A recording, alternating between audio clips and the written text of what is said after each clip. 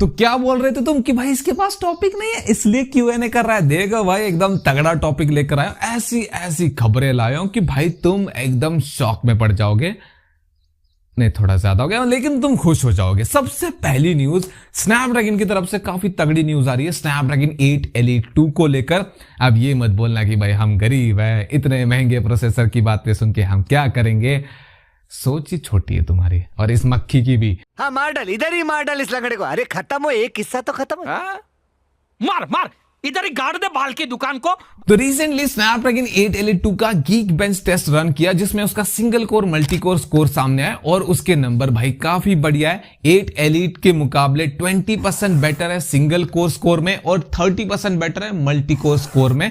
और सिर्फ यही नहीं, अभी और सुनो, A19 Pro जो इस साल के आईफोन की 17 सीरीज में होने वाला है उसको भी 8 Elite 2 पछाड़ देगा। पिछली बार 8 Elite ने पछाड़ दिया था A18 Pro को जीपीयू के मामले में, इस बार भाई पूरी तरह से पछाड़ देगा 8 Elite 2 A19 Pro को। तो भाई एप्पल बॉयज अब ये नहीं कह पाएंगे कि भले हमारे फोन में फीचर्स कम हो लेकिन परफॉर्मेंस में हम तुम्हारे बाप है।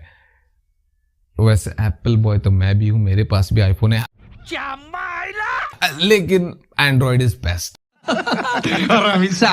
अब जहां पर स्नैपड्रैगन ने इतनी अच्छी न्यूज दी कि भाई पूरी दुनिया खुश हो गई, वहीं पर सैमसंग ने पूरी दुनिया को डिप्रेशन में डाल रखा है। तो हुआ यूं कि सैमसंग ने अपने Exynos 2600 के प्रोटोटाइप के ऊपर काम करना स्टार्ट कर दिया। उसके प्रोडक्शन में लग चुके ये लोग और इसकी टेस्टिंग वगैरह करेंगे।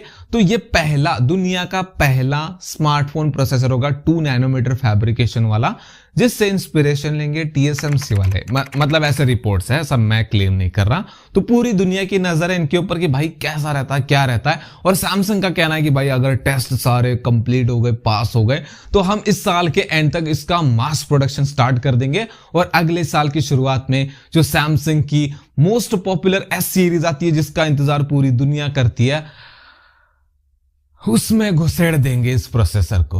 अरे मुझे चक्कर आने लग गया अब। और मैंने जो बोला था कि पूरी दुनिया डिप्रेशन में, वो इसलिए बोला क्योंकि इनका जो प्रोडक्शन है वो लिमिट में होगा, जिसकी वजह से सारी दुनिया में S26 सीरीज इस प्रोसेसर के साथ लॉन्च नहीं होगा। बस कुछ ही कंट्रीज में Exynos 2600 के साथ इसको लॉन्च किया जाएगा। भगवान बचाए उन कंट्रीज को। लेकिन एक मिनट, इंडिया में भी तो Exynos प्रोसेसर के साथ लॉन्च करने की आदत है इनको। अब भगवान हमें भी बचाए भाई, पूरी दुनिया में डर का माहौल है। मेरा तो मूड खराब कर दिया सैमसंग वालों ने, लेकिन तुम्हारा मूड थोड़ा सा हल्का कर देता हूं। OnePlus Nord 5 और Nord C5 को लेकर न्यूज आ रही है। तुम काफी टाइम से पूछ रहे हो मुझे कि भाई लॉन्च कब होंगे, तो फाइनली पता चल चुका है। कुछ स्पेसिफिकेशन भी सामने आए जिनके ऊपर हमने पहले ही बात कर रखी थी, लेकिन यहाँ पे लिख देता हूं, पढ़ लो। उसके बाद लॉन्च डेट की बात करता हूं। तो लॉन्च डेट है जुलाई 8, मतलब 8 जुलाई को लॉन्च हो जाएंगे अगले महीने। तो खुश हो जाओ अगर तुम वेट कर रहे थे तो। लेकिन भाई आज की सबसे बड़ी बैड न्यूज जो अफेक्ट करेगी मेरे मोस्टली व्यूअर्स को, जो कि पोको F7 से रिलेटेड है, मतलब उसी की न्यूज है। तो पोको F7 का भी गीक बेंच टेस्ट हुआ जिसमें उसका single core multi core score निकल कर आया। भाई डिसअपॉइंट कर दिया बंदे ने, लॉन्डे ने पूरा डिसअपॉइंट कर दिया।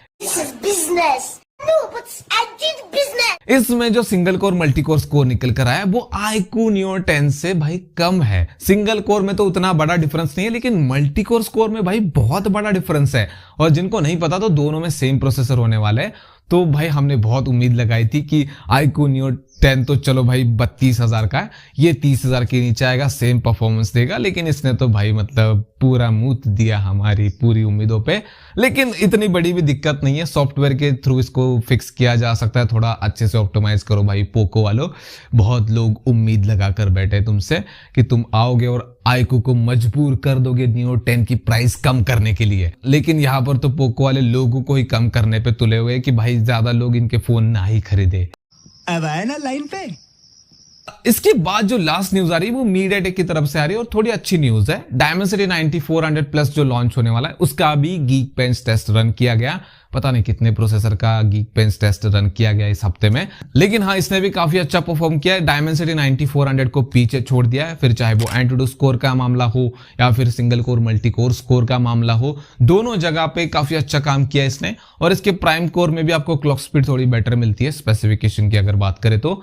अब देखो ये प्रोसेसर तो काफी अच्छा लग रहा है ऑन पेपर तो, लेकिन इसका हाल मुझे लगता है कि 9300 प्लस जैसा ही होगा, क्योंकि वो भी 9300 से बेटर था, लेकिन कितने फोन में आया, कितने लोगों ने बात की, उसी तरह इसका भी हो सकता है। तो देखते हैं अभी कितने फोन में आता है, लेकिन मुझे लगता है कि 9400 प्लस भले ही कम फोन में आए क्योंकि वो थोड़ा महंगा आएगा, लेकिन 9400E एक अच्छा प्रोसेसर है जिसको भाई ज्यादा प्रमोट कर सकते हैं मीडियाटेक वाले। तो ज्यादा फोन में आएगा तो बेहतर रहेगा, और स्पेशली 35,000 के फोन में आएगा तो बहुत सही रहेगा। फिर 8s Gen 4 की क्या औकात कि कौन ही पूछेगा उसको। बाकी देखते हैं क्या होता है, अगर कुछ होता है ऐसा तो मैं तुम्हें बता ही दूंगा। तो उसके लिए चैनल को सब्सक्राइब कर दो अगर नहीं किया, और वीडियो पसंद है तो वीडियो को लाइक कर देना। मिलते हैं नेक्स्ट वाले वीडियो में।